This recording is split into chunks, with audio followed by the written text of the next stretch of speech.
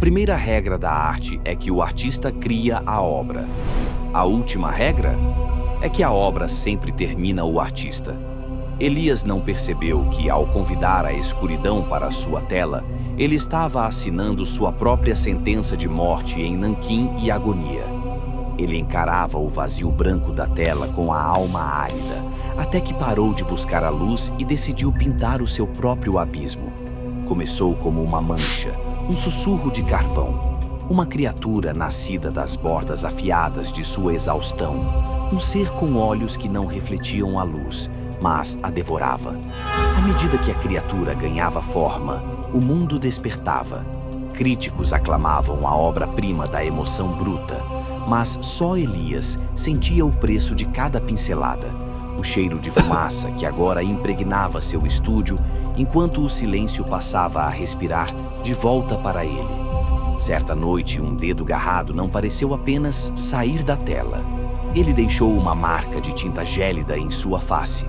O sucesso era uma droga inebriante, alimentada pela própria sombra que agora se expandia para além da moldura, suas veias de nanquim rastejando pelo assoalho como raízes famintas.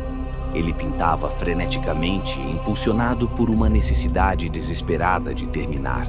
Mas a criatura tornava-se inquieta, e os arranhões que surgiam em seus braços coincidiam exatamente com as texturas que ele aplicava na pele da obra. A simbiose era absoluta.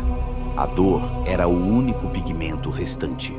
Quando a última camada de verniz foi aplicada, o homem no espelho era apenas uma casca pálida, enquanto a sombra permanecia alta e pesada.